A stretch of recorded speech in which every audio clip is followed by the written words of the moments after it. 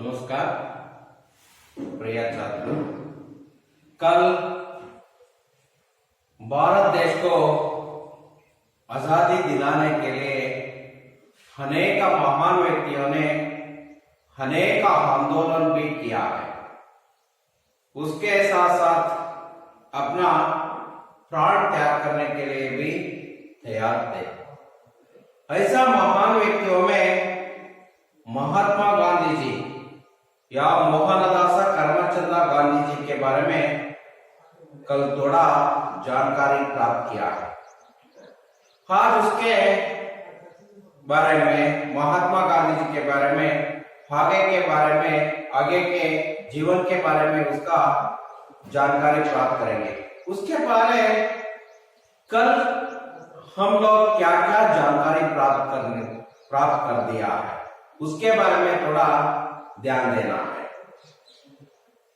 बच्चे इस महात्मा गांधी जी के स्वभाव के बारे में जानते हैं या छात्रों महात्मा गांधी जी का स्वभाव के बारे में जानते हैं। उसमें होने वाला सिद्धांत या तत्व सत्य, अहिंसा, धैर्य, दृढ़ निश्चय,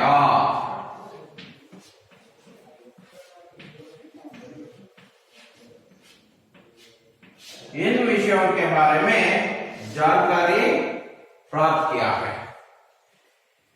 बालक मोहनदास करमचंद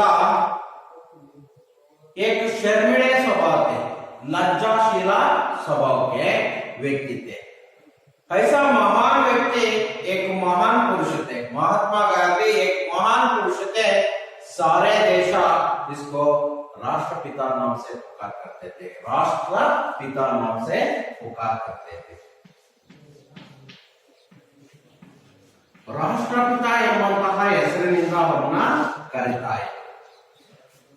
ऐसे राष्ट्रपिता नाम से पुकार करने वाला महात्मा गांधी जी ने भारत देश को आजाद हुआ है, भारत देश को स्वतंत्र हुआ है, भारत देश का स्वतंत्र हुआ है। इनका प्रयत्न से, ಇವರ ಪ್ರಯತ್ನದಿಂದ ಭಾರತ ದೇಶಕ್ಕೆ ಸ್ವತಂತ್ರ ಬಂದೋಯಿತು। अंತಹ त्याग और तपस्या की मूर्ति है महात्मा गांधी जी। त्याग और तपस्या की मूर्ति है, त्याग ಮತ್ತು ತಪಸ್ಸೆಯ ಮೂರ್ತಿಯಾಗಿತ್ತು।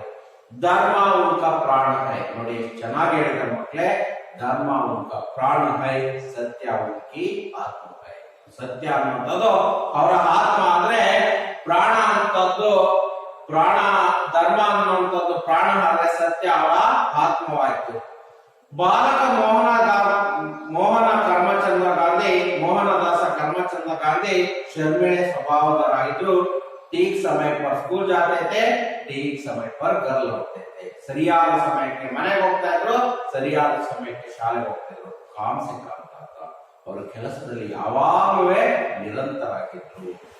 कभी उन्होंने किसी को नहीं तंग नहीं करते थे, ಯಾರಿಗೂ ಅವರು नहीं सताया, ಯಾರು ಇನ್ನೊಬ್ಬರಿಗೆ ತೊಂದರೆಯನ್ನ ಕೊಡ್ತಿರಲಿಲ್ಲ। कभी झूठ नहीं बोलते हैं, ಯಾವತ್ತೂ ಸುಳ್ಳನ್ನ ಹೇಳ್ತಾ ಇರಲಿಲ್ಲ। एक दिन की बात है, उसमें जीवन में होने वाला एक घटना है। शिक्षा विभाग के अधिकारी स्कूल के निरीक्षण के लिए आए थे। शिक्षा विभाग अधिकारी निरीक्षणಗೋಸ್ಕರ ಬಂದಿದ್ರು। ಆಗ उन्होंने अंग्रेजी का 5 शब्द लिखवाए थे। ಅವರು अंग्रेजी ಭಾಷೆಯ 5 ಶಬ್ದಗಳನ್ನು ಬರೆಸಿದ್ರು। ಅದರಲ್ಲಿ एक शब्द था केटल। ಅದರಲ್ಲಿ ಒಂದು ಶಬ್ದ ಇತ್ತು, ಯಾವುದಂದ್ರೆ केटल ಎಂಬಂತಹದ್ದು। बालक गांधी ने इज्जे की गलती को लिखा है। इज्जेಯ गलतिಯನ್ನು ಮಾಡ್ತಾರೆ। इज्जे का मतलब ವರ್ತನೆ।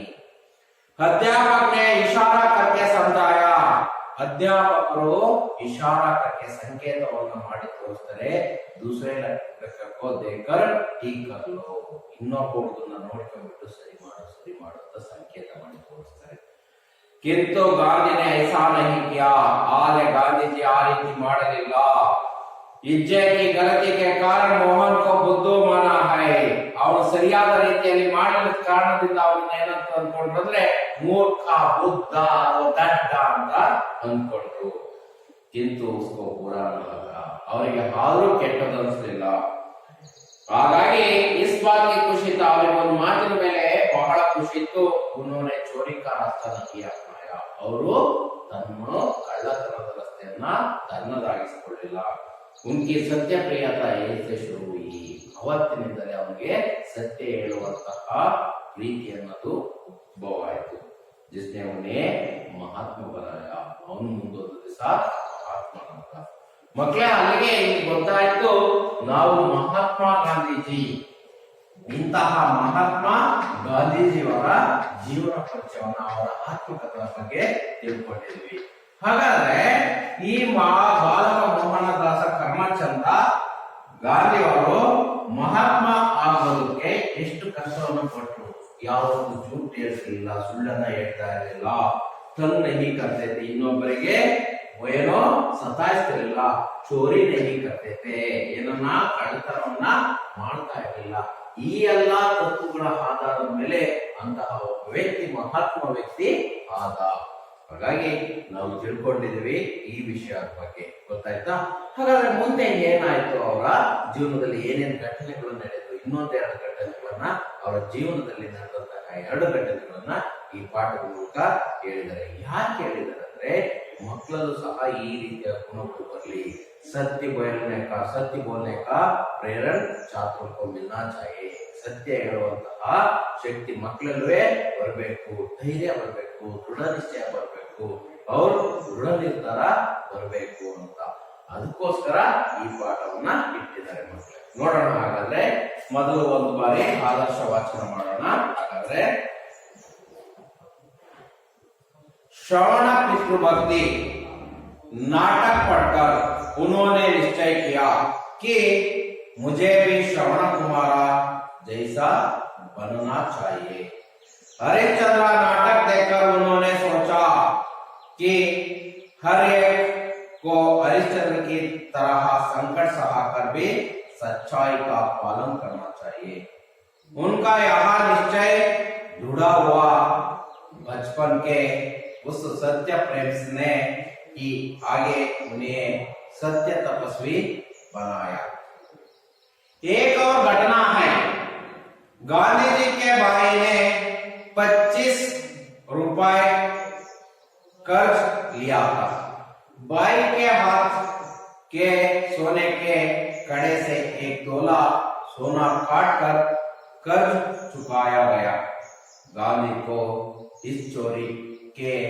काम से बहुत दुख हुआ उन्होंने निश्चय किया कि भविष्य में कभी चोरी नहीं करूंगा पिता से माफी मांगने की बात सोची पर पिता के सामने जाने की हिम्मत ना हुई सारी घटना पत्र में लिखकर गांधी ने पिता से सजा मांगी पत्र पढ़कर पिता की आंखें भर आई गांधी जी ने हमेशा के लिए चोरी की आदत छोड़ दी पिता के आंसू देखकर गांधी को विश्वास हो गया कि पिता ने मुझे क्षमा कर दिया है अहिंसा सत्य और धर्म के दृढ़ निश्चय ने गांधी को महात्मा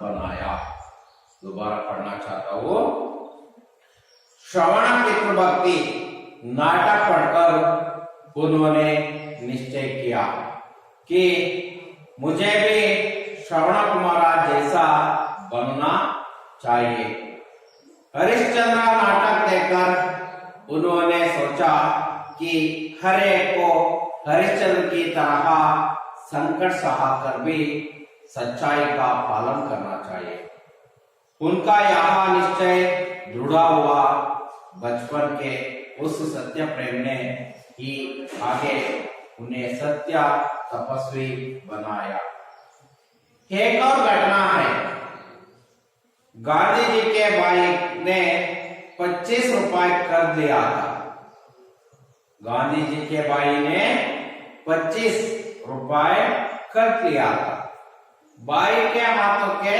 सोने का कड़े से एक तोला सोना काट कर कर्ज चुकाया गया गांधी को इस चोरी के काम से बहुत दुख हुआ। उन्होंने निश्चय किया कि भविष्य में कभी चोरी नहीं करूंगा। पिता से माफी मांगने की बात सोची, पर पिता के सामने जाने की हिम्मत ना हुई। सारी घटना पत्र में लिखकर गांधी ने पिता से सजा मांगी।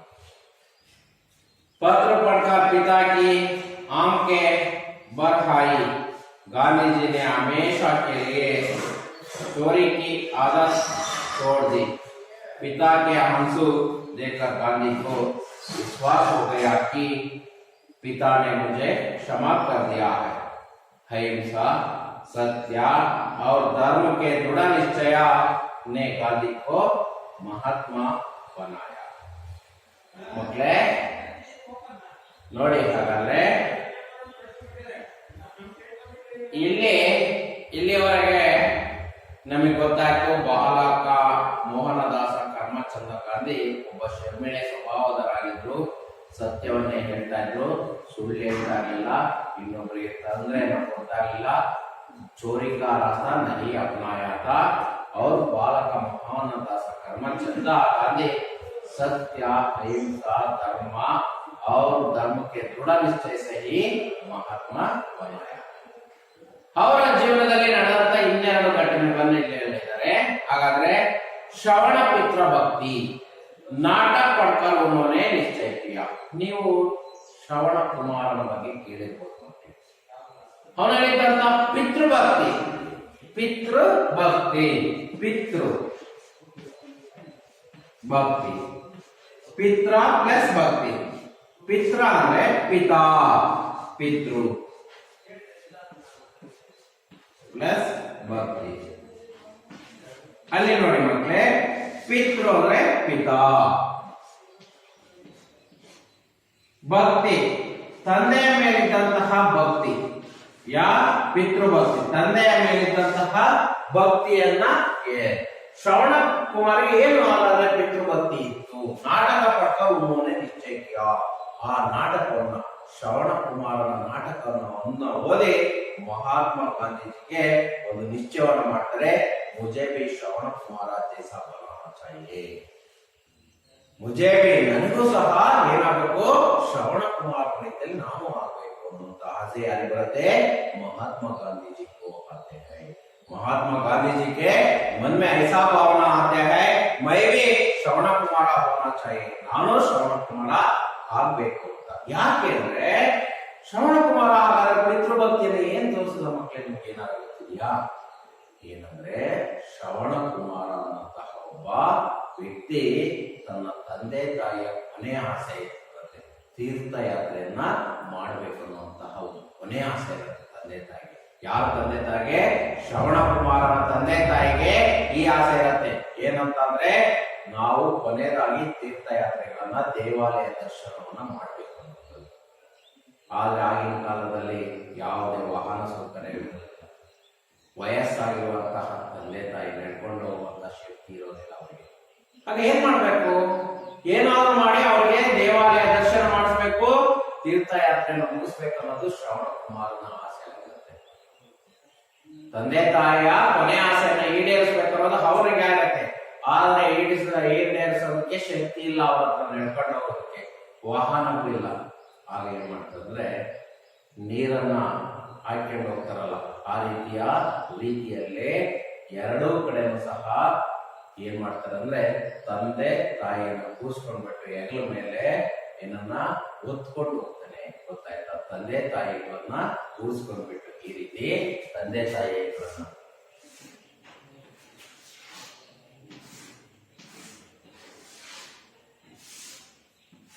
ನಾವು ನೀರ್ ತರೋದು ಪಡಿಸ್ತೀವಲ್ಲ, ಆ ರೀತಿ ಇಲ್ಲಿ ಅವನು ಶ್ರವಣ ಕುಮಾರ ಒತ್ಕೊಂಡ್ಬಿಟ್ಟು ತನ್ನ ತಂದೆಯನ್ನ ತಾಯಿಯನ್ನು ಕೂರಿಸ್ಕೊಂಡ್ಬಿಟ್ಟು ಆ ತೀರ್ಥಯಾತ್ರೆಯನ್ನ ಮುಗಿಸ್ಕೊಂಡು ಹೋಗ್ತಾನೆ. ಎಷ್ಟೇ ಅವ್ರನ್ನ ಒತ್ಕೊಂಡ್ಬಿಟ್ಟು ಇವನು ನಡ್ಕೊಂಡು ಹೋಗಿ ಅವ್ರ ಕೊನೆ ಆಸೆ ಮುಗಿಸ್ತಾನೆ. ಈಗಿನ ಕಾಲದಲ್ಲಿ ಯಾರಿದ್ದಾರೆ ನೋಡಿ ಮಕ್ಕಳೇ, ಆ ರೀತಿಯ ಶ್ರವಣ ಕುಮಾರ ರೀತಿಯಲ್ಲಿ ತಂದೆ ತಾಯಿಗಳನ್ನ ಸಾಕದೆ ಕಷ್ಟ ಇದೆ ಇವತ್ತಿನ ಜನಾಂಗಕ್ಕೆ. ಅಂತಹ ಕಾಲದಲ್ಲಿ ತನ್ನ ತಂದೆ ತಾಯಿ ಕೊನೆಯ ಆಸೆಯನ್ನು ಮುಗಿಸ್ಬೇಕು, ಪೂರೈಸ್ಬೇಕು ಅಂತ ಅವನು ಈ ರೀತಿಯಲ್ಲಿ ಒತ್ಕೊಂಡ್ಬಿಟ್ಟು ಏನ್ ಮಾಡ್ತಾನೆ, ತನ್ನ ತೀರ್ಥಯಾತ್ರೆಯನ್ನ, ತಂದೆ ತಾಯಿಯವರ ತೀರ್ಥಯಾತ್ರೆ ಮತ್ತು ದೇವಾಲಯ ದರ್ಶನಗಳನ್ನ ಮಾಡಿಸ್ಕೊಂಡು ಬರ್ತಾನೆ. ಅಂತಹ ವ್ಯಕ್ತಿಯ ತರ ನಾನು ಆಗ್ಬೇಕು ಅನ್ನೋದು ಯಾರ ಆಸೆ ಇರುತ್ತೆ? ಮಹಾತ್ಮ ಗಾಂಧೀಜಿಯವರ ಆಸೆ ಇರುತ್ತೆ. ಯಾವ ರೀತಿಯಲ್ಲಿ? ಶ್ರವಣ ಕುಮಾರ್ ರೀತಿಯಲ್ಲಿ ನಾನು ಆಗ್ಬೇಕು ಅನ್ನುವಂತ ಆಸೆ ಅವನದಾಗಿರುತ್ತೆ. ಹಾಗಾಗಿ ಅಲ್ಲಿ ನಮಗೆ ಗೊತ್ತಾಗತ್ತೆ, ಆಮೇಲೆ ಅವನು ಸಹ ನಾನು ಆ ರೀತಿ ಆಗ್ಬೇಕು ಅನ್ನೋದು ಅವರ ಆಸೆ ಆಗಿರುತ್ತೆ. कि मुझे भी श्रवण कुमार जैसा बनना चाहिए, ನಾನು ಅದೇ ರೀತಿಯಲ್ಲಿ ಆಗ್ಬೇಕು. ಹರಿಶ್ಚಂದ್ರ ನಾಟಕ देखकर उन्होंने सोचा, ಹರಿಶ್ಚಂದ್ರ ಅದು ಒಂದು ಘಟನೆ ಆದ್ರೆ, ಇನ್ನೊಂದು ಸತ್ಯ ಹರಿಶ್ಚಂದ್ರ ಅಥವಾ ಹರಿಶ್ಚಂದ್ರ ನಾಟಕ देखकर उन्होंने सोचा, ಆ ಹರಿಶ್ಚಂದ್ರ ನಾಟಕವನ್ನು ನೋಡಿ ಯೋಚನೆ ಮಾಡ್ತಾನೆ. ಏನಂತಂದ್ರೆ, अरे को हरिश्चंद्र की तरह संकट सह कभी सच्चाई का पालन करना चाहिए. ಹರೇಕೋ ಪ್ರತಿಯೊಬ್ಬರಿಗೂ ಆ ಸತ್ಯ ಹರಿಶ್ಚಂದ್ರನ ತರಹ ಸಂಕಟ, ಕಷ್ಟ,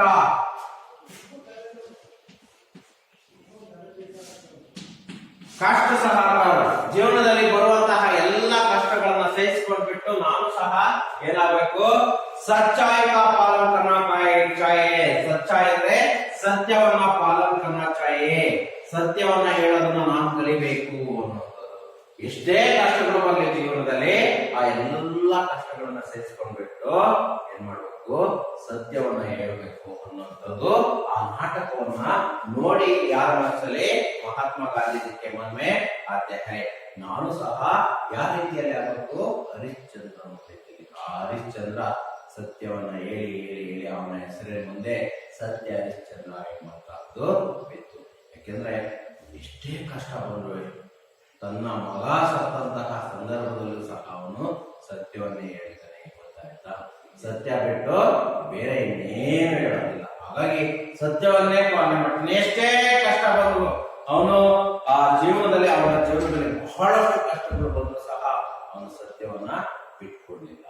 ಅಂತಹ ಸತ್ಯ ಹರಿಶ್ಚಂದ್ರ ರೀತಿಯಲ್ಲಿ ನಾನು ಆಗ್ಬೇಕು ಅನ್ನುವಂಥದ್ದು ಯಾರ ಮನಸ್ಸಿನಲ್ಲಿ ಬರುತ್ತೆ? ಮಹಾತ್ಮ ಗಾಂಧೀಜಿಗೆ ಮನ್ಮೆ ಆತೆ ಹೈ. उनका यह निश्चय दृढ़ हुआ, उसका निश्चय दृढ़ हुआ, गट्टी मुश्किल हो गया. ಅವನ ನಿಶ್ಚಯ ಅನ್ನುವಂಥದ್ದು ಏನಾಯ್ತು? ಗಟ್ಟಿ ಆಯ್ತು. ಹಾಗಾದ್ರೆ ನಾನುವೇ ಯಾವ ರೀತಿಯಲ್ಲಿ ಶ್ರವಣ ಕುಮಾರ और हरिश्चंद्र की तरह मैं भी होना चाहिए, ನಾನುವೇ ಶ್ರವಣ ಕುಮಾರ್ ರೀತಿಯಲ್ಲಿ ಪಿತೃಭಕ್ತಿ ಇರಬೇಕು, ಹರಿಶ್ಚಂದ್ರನ ರೀತಿಯಲ್ಲಿ ಸಚ್ಚಾಯಿ ಕಾ ಪಾಲನ ಕರ್ನ, ಸತ್ಯವನ್ನ ಪಾಲನೆ ಮಾಡಬೇಕು ಅನ್ನುವಂತಹ ನಿಶ್ಚಯ ಬಂತು. बचपन के उस सत्य प्रेम ने ही उन्हें आगे सत्य तपस्वी बनाया है. बचपन या बाल्यकाल या बालक के वयस में आयु में उसमें सत्य प्रेम से ही आने उन्हें सत्य तपस्वी बन गया है. ಕೊನೆಗೆ ಅವನೇನಾದ? ಸತ್ಯ ತಪಸ್ವಿ ಆದ. ಸತ್ಯವನ್ನೇ ಹೇಳೋದಕ್ಕೆ ಅವನ ಜೀವನದಲ್ಲಿ ರೂಢಿಸಿಕೊಳ್ತಾ ಬಂದ. ಇದು ಎರಡನೇ ಅವರ ಜೀವನದಲ್ಲಿ ನಡೆದಂತಹ ಘಟನೆ, ಅಥವಾ ಅವರ ಜೀವನದಲ್ಲಿ ಪ್ರಭಾವ ಬೀರಿದಂತಹ ವ್ಯಕ್ತಿಗಳು, ಅವರ ಜೀವನದ ಮೇಲೆ ಪ್ರಭಾವ ಬೀರಿದಂತಹ ವ್ಯಕ್ತಿಗಳು ಯಾರ್ಯಾರಂದ್ರೆ ಶ್ರವಣ ಕುಮಾರ, ಇನ್ನೊಬ್ಬ ಯಾರು? ಹರಿಶ್ಚಂದ್ರ. ಅದಾದ್ಮೇಲೆ ನೋಡೋಣ ಮಕ್ಕಳೇ, ಹಾಗಾದ್ರೆ ಇನ್ನೊಂದು ಜೀವನದಲ್ಲಿ, ಅವ್ರ ಜೀವನದಲ್ಲಿ ನಡೆದಂತ ಏಕ ಅವ್ರ ಘಟನಾ है, ಇನ್ನೊಂದು ಘಟನೆ ಇದೆ. ಏನು ಹಾಗಾದ್ರೆ? ಗಾಂಧೀಜಿ के भाई ने 25 रुपए कर्ज लिया था. ಗಾಂಧೀಜಿಗೆ ಬಾಯಿನೇ, ಗಾಂಧೀಜಿಯವರ ಬಾಯಿಯವರು ಏನ್ ಮಾಡ್ತಾರೆ ಅಂದ್ರೆ 25 ಅಂದ್ರೆ 25 ರೂಪಾಯಿಗಳ ಸಾಲ ತೆಗೆದುಕೊಳ್ತಾರೆ. ಕರ್ಜ್ ಅಂದ್ರೆ ಏನಂತ? ಸಾಲ, ಋಣ.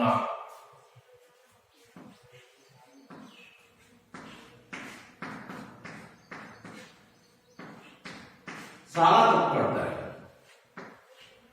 ಸಾಲವನ್ನ ತೆಗೆದುಕೊಳ್ತಾರೆ. ಎಷ್ಟು? 25 ರೂಪಾಯಿ.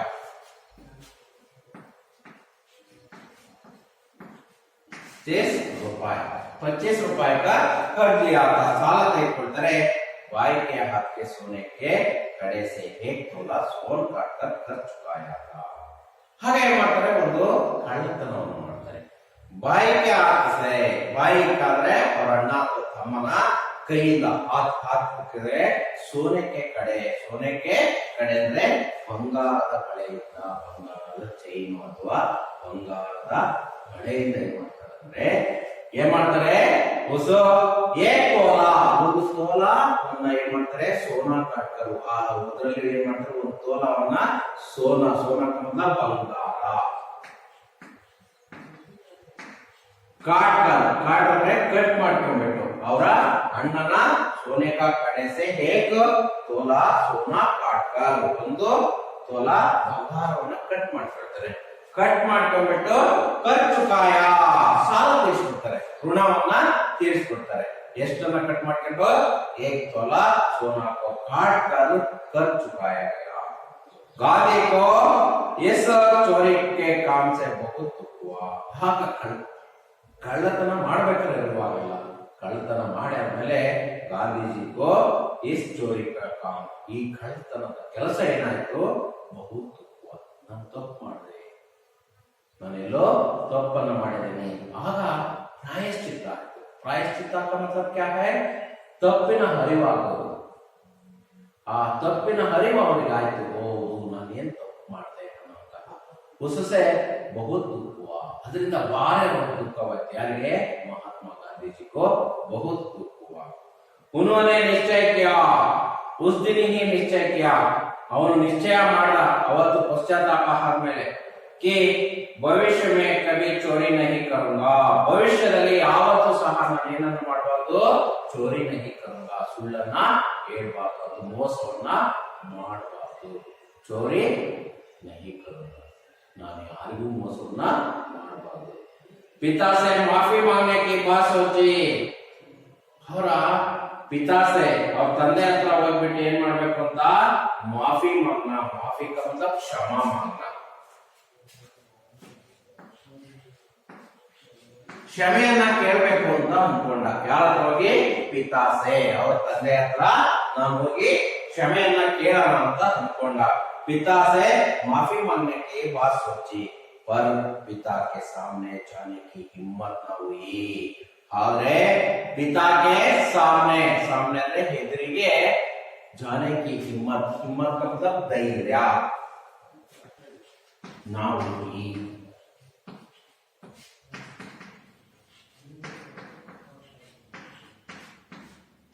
ಧೈರ್ಯ ನಾವು ಅವರಿಗೆ ಧೈರ್ಯ ಬರಲೇ ಇಲ್ಲ. ಯಾರ ಹತ್ರ ಹೋಗೋದಕ್ಕೆ? ಅವರ ತಂದೆ ಹತ್ರ ಹೋಗೋದಕ್ಕೂ ಸಹ ಅವನಿಗೆ ಏನಾಗಲಿಲ್ಲ, ಧೈರ್ಯವಾಗಲಿಲ್ಲ. ಯಾಕೆಂದ್ರೆ ಹೆದರಿಕೆ, ಭಯ ಆಗಿಬಿಟ್ಟು ನನ್ನ ತಂದೆ ಎದುರಿಗೆ ಹೋಗಿ ನಿಂತ್ಕೊಂಡು ಏನ್ ಮಾತಾಡಲಿ ಅಂತ. ಸಾರಿ ಘಟನಾ ಪತ್ರ में लिखकर गांधी ने पिता से सजा मांगी. ಸಾರಿ ಘಟನಾ ಆ ವಿಷಯದ ಬಗ್ಗೆ ನಡೆದಂತಹ ಎಲ್ಲ ಘಟನೆಗಳನ್ನ ಪತ್ರ में लिखकर, किस पर लिखते हैं? पत्र पर लिखते हैं. पत्ರದ ಮೇಲೆ ಬರೆದ್ಬಿಟ್ಟು ಏನ್ ಮಾಡ್ತಾನೆ, ಗಾಂಧಿ ने पिता से सजा मांगी. सजा का मतलब शिक्षा मांगी है. ಅವನು ಏನ್ ಮಾಡ್ತಾನೆ, ಶಿಕ್ಷೆ ಅಥವಾ ದಂಡ, ಸಜಾ.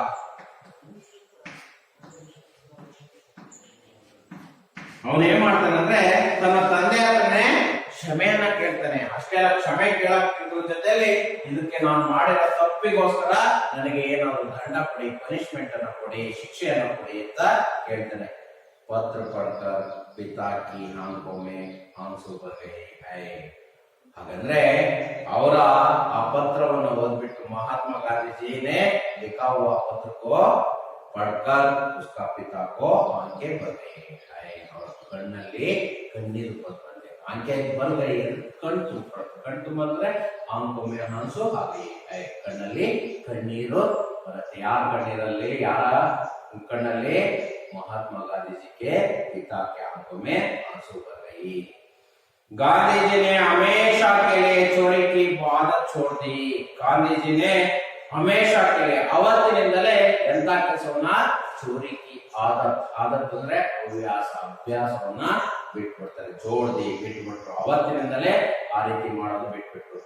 पिता की आंसू देखकर गांधी को विश्वास हो गया.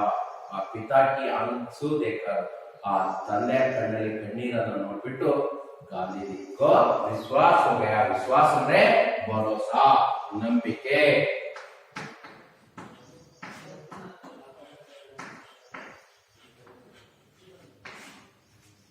ಅವರ ತಂದೆಯ ಕಣ್ಣಲ್ಲಿ ಕಣ್ಣೀರನ್ನು ನೋಡ್ಬಿಟ್ಟು ಅವರಿಗೆ ಒಂದು ನಂಬಿಕೆ ಬರುತ್ತೆ. ಓ, ನನ್ನ ತಂದೆ ಏನ್ ಮಾಡಿದರೆ, ಕ್ಷಮಾ ಮಾಂಗೆ ಹೈ, ಕ್ಷಮಿಸಿದರೆ ಅನ್ನೋದು ಬರುತ್ತೆ.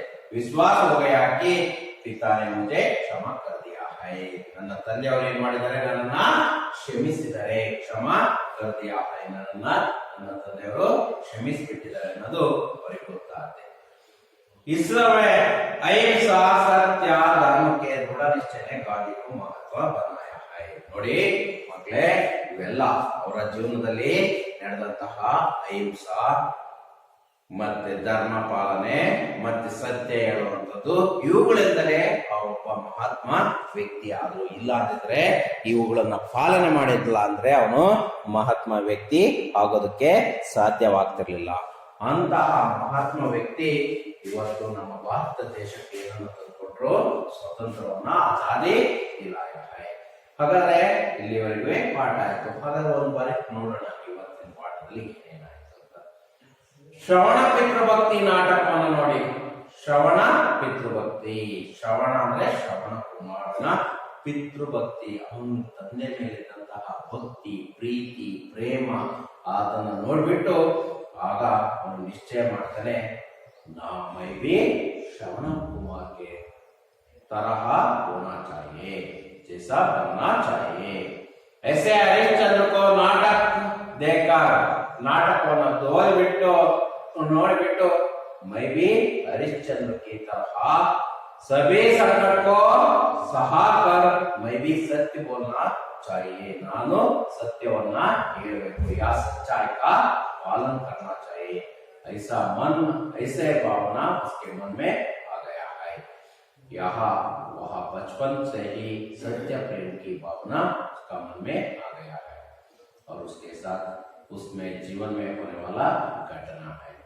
और एक घटना, गांधी जी के भाई कैसे ने 25 रुपए का कर दिया था. भाई के हाथ के सोने का कड़े से 1 तोला सोना काटकर कर चुकाया गया है. गांधी जी को इस चोरी का काम से बहुत दुख हुआ है. उस दिन ही निश्चय किया, भविष्य में कभी भी चोरी नहीं करूंगा.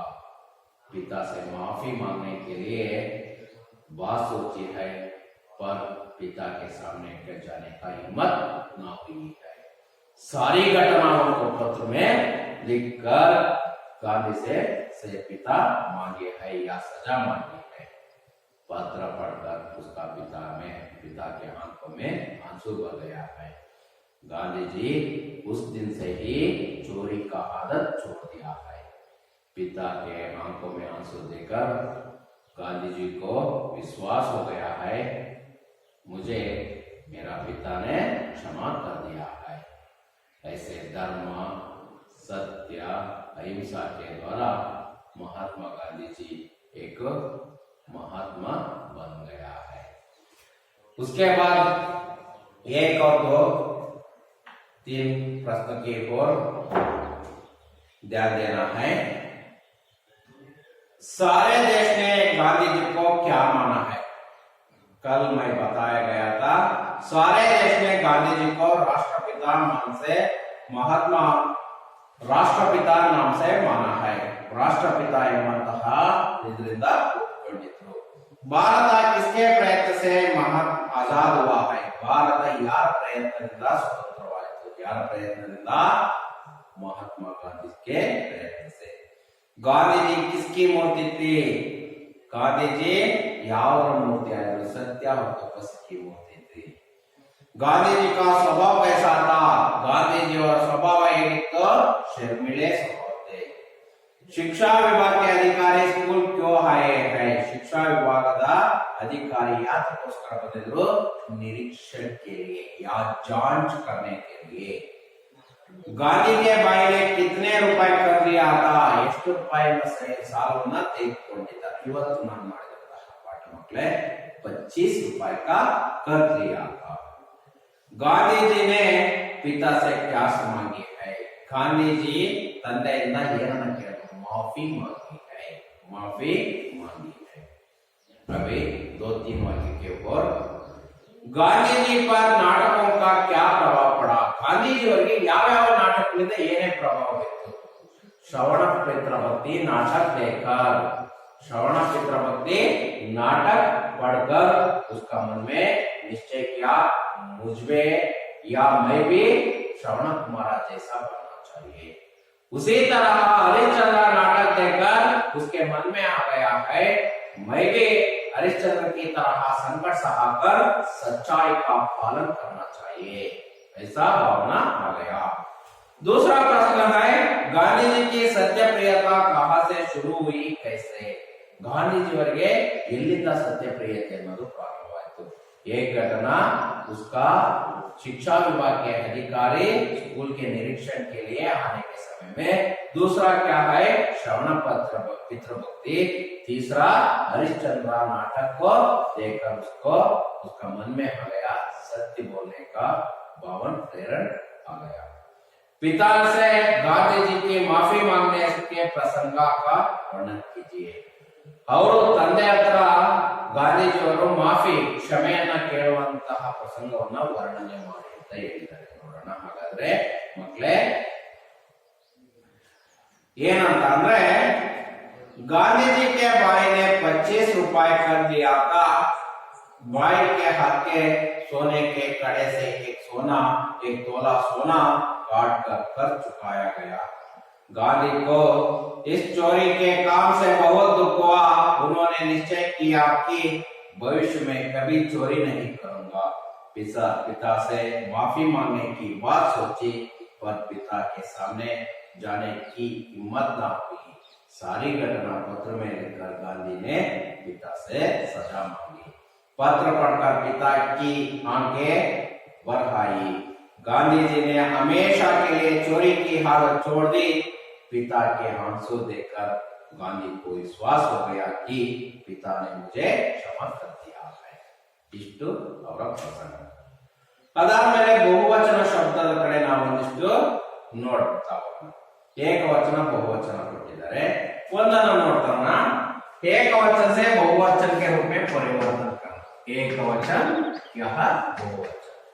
पहला उदाहरण है मूर्ति। मूर्ति है ना, पहला उदाहरण मूर्ति। यहाँ एकवचन से बहुवचन के रूप में परिवर्तन करने के समय में मूर्तियां, मूर्तियां। उसी तरह दूसरा उदाहरण है इशारा।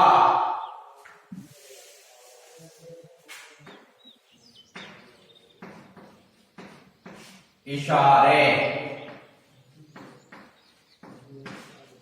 तीसरा उदाहरण हिजाब।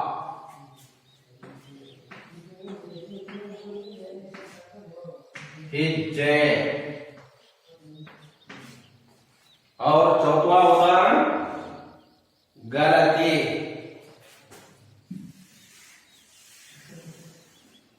गलती, गलतियां।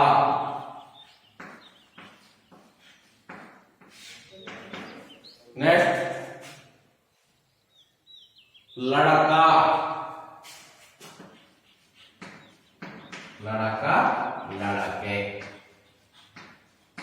ऐसा परिवर्तन करना चाहिए। एक वचन से बहुवचन के रूप में मूर्ति, मूर्तियां, इशारा, इशारे, इज्जा, इज्जे, गलती, गलतियां, लड़का, लड़के। ऐसे परिवर्तन करना। उसके बाद विलोम शब्द की ओर ध्यान देना। देखिए पहला उदाहरण, विलोम शब्द का पहला उदाहरण आजाद।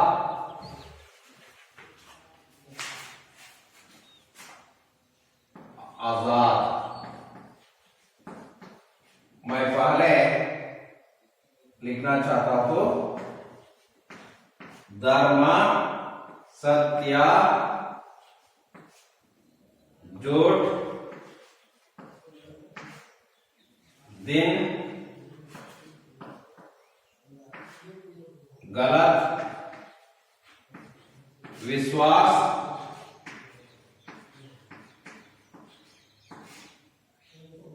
शर्म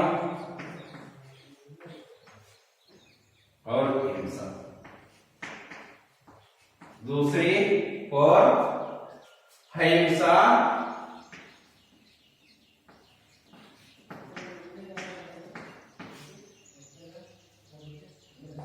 सही, अविश्वास,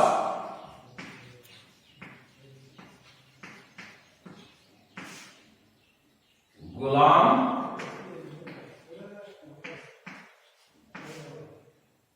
बेशर्म,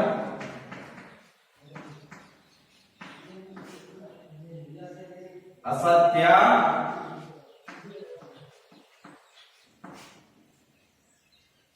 रात, अधर्म,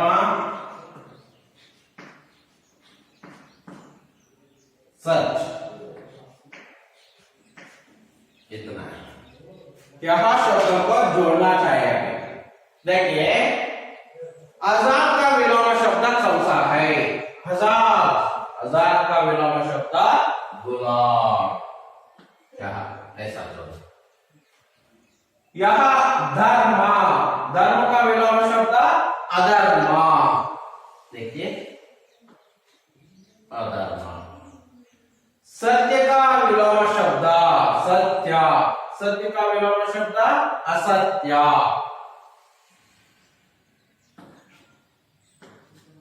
झूठ, झूठ का विलोम शब्द क्या है? सच। ಎಲ್ಲಿದೆ? ಕೊನೆಯಲ್ಲಿದೆ ಹಾಗೆ। दिन, विलोम शब्द रात। गलत, सही। विश्वास, अविश्वास। शर्म, बेशर्म। हिंसा, अहिंसा। देखिए, सभी को हो गया।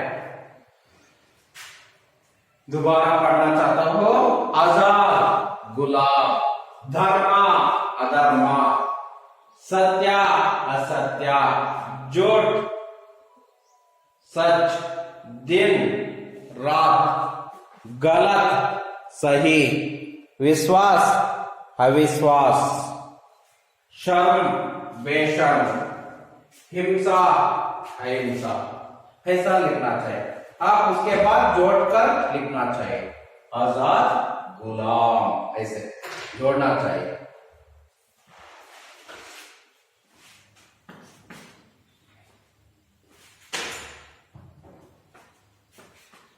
आजाद, गुलाम। धर्म, अधर्म। सत्य, असत्य।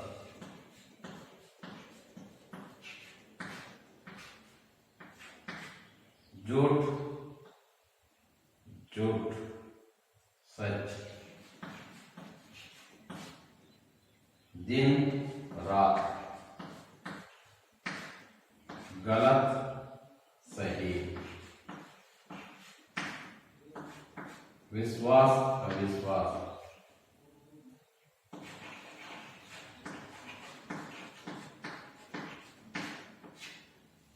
शर्म, बेशर्म। हिंसा, अहिंसा।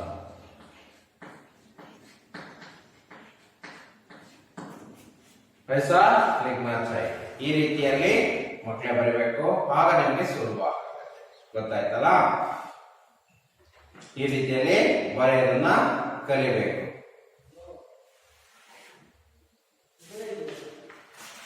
उसके बाद क्या है? सही शब्द पहचान कर लिखिए। ಸರಿಯಾದ ಶಬ್ದವನ್ನ ಆರಿಸಿ ಬರೆಯಿರಿ ಅಂತ। ಅಲ್ಲಿ ನೋಡೋಣ ಹಾಗಾದ್ರೆ ಏನೇನು ಕೊಟ್ಟಿದ್ದಾರೆ ಅಂತ। ಪುರುಷ ಅಂತ ಕೊಟ್ಟಿದ್ದಾರೆ ಮಕ್ಕಳೇ, ಪುರುಷ ಅಂತ ಕೊಟ್ಟು ಅದ್ರ ಮುಂದೆ 4-5 ಶಬ್ದಗಳನ್ನ ಕೊಟ್ಟಿದ್ದಾರೆ, ಸಮಾನಾರ್ಥಕ ಶಬ್ದಗಳನ್ನ। ಆದ್ಮಿ, आत्मा, काम, पालन। यहाँ 4 शब्द है। पुरुष का समानार्थक शब्द क्या है? आदमी। ಪುರುಷ ಅನ್ನೋರೆ ಆದ್ಮಿ ಅಂದ್ರು ಅವರೇ, ಪುರುಷ ಮನುಷ್ಯ. ನೆಕ್ಸ್ಟ್ बुद्धू ಅಂತ ಕೊಟ್ಟಿದ್ದಾರೆ. दूसरा उदाहरण है बुद्धू. बुद्धू का समानार्थक शब्द बुद्धिमान, बलवान, निर्बल, ಮೂರ್ಖ. ಹಾಗಾದ್ರೆ ಸರಿಯಾದ ಶಬ್ದ ಯಾವುದು? ಮೂರ್ಖ. ಪಾಠದಲ್ಲಿ ಬಂದಿತ್ತು ಮಕ್ಕಳೇ, ಬುದ್ಧು ಅಂದ್ರೆ ಏನಂತ? ಮೂರ್ಖ. नेक्स्ट तीसरा उदाहरण कर्ज.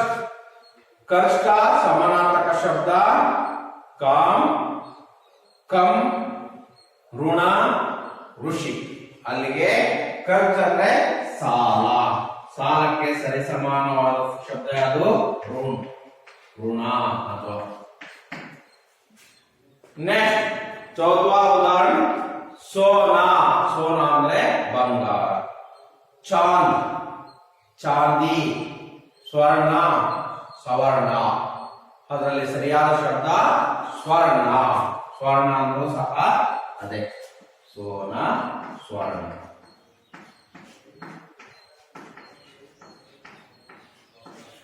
ನೆಕ್ಸ್ಟ್ ಹಾನ್ಸು. ಹಾನ್ಸು ಅಂದ್ರೆ ಕಣ್ಣೀರು, ಅಶ್ರು, ಹಾಂದಿ, ಆಸ್, ಆರುಜ. ಅಶ್ರು ಸರಿಯಾದ ಶಬ್ದ ಆಗಿರುತ್ತೆ ಅದಕ್ಕೆ ಮಕ್ಕಳು. ಅದಾದ್ಮೇಲೆ ಕನ್ನಡ ಯಾ ಅಂಗ್ರೇಜಿ ಮೇ ಅನುವಾದ ಕೀಜಿಯೆ. ಕೊನೆಯದಾಗಿ ಕನ್ನಡ ಅಥವಾ ಅಂಗ್ರೇಜಿ ಭಾಷೆಯಲ್ಲಿ ಅನುವಾದವನ್ನ ಮಾಡುವಂಥದ್ದು. ಹೇಗೆ ಮಾಡೋದು ಹಾಗಾದ್ರೆ?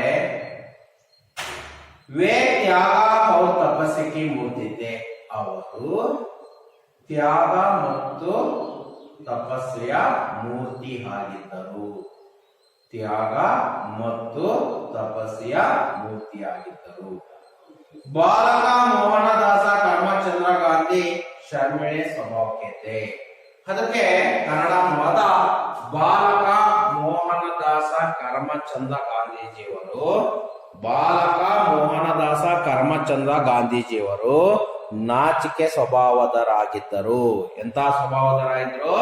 ನಾಚಿಕೆ ಸ್ವಭಾವದವರು ಆಗಿದ್ದರು. ಸಚ್ಚಾಯಿ ಕಾ ಪಾಲನ ಕರ್ನಾ ಚಾಹಿಯೆ. ಸತ್ಯವನ್ನ ಪಾಲನೆಯನ್ನ ಮಾಡಬೇಕು. ಸತ್ಯವನ್ನ ಪಾಲನೆಯನ್ನ ಮಾಡಬೇಕು. ನೆಕ್ಸ್ಟ್ ನಾಲ್ಕನೇದಾಗಿ ಗಾಂಧೀಜಿಗೆ ಬಾಯಿನೆ 25 ರೂಪಾಯಿ ಕರ್ ದಿಯಾ ಥಾ. ಗಾಂಧೀಜಿಯವರ ಅಣ್ಣ ಅಥವಾ ತಮ್ಮಂದರು ಸಹೋದರರು 25 ರೂಪಾಯಿಗಳ ಸಾಲವನ್ನು ತೆಗೆದುಕೊಂಡಿದ್ದರು. ಗಾಂಧೀಜಿನೇ ಹಮೇಶಾ ಕೆರೆ ಚೋರಿಕೆ ಆದತ್ ಚೋಟಿ. ಗಾಂಧೀಜಿಯವರು ಯಾವಾಗಲೂ ಸಹ ಕಳ್ಳತನದ ಹವ್ಯಾಸವನ್ನ ಬಿಟ್ಟರು. ಕಳ್ಳತನದ ಅಭ್ಯಾಸವನ್ನ ಬಿಟ್ಟರು. ಇಷ್ಟು ಕನ್ನಡದ ಪದ ಐದು. ಮಕ್ಕಳೇ, ನಾವು ನೋಡಿ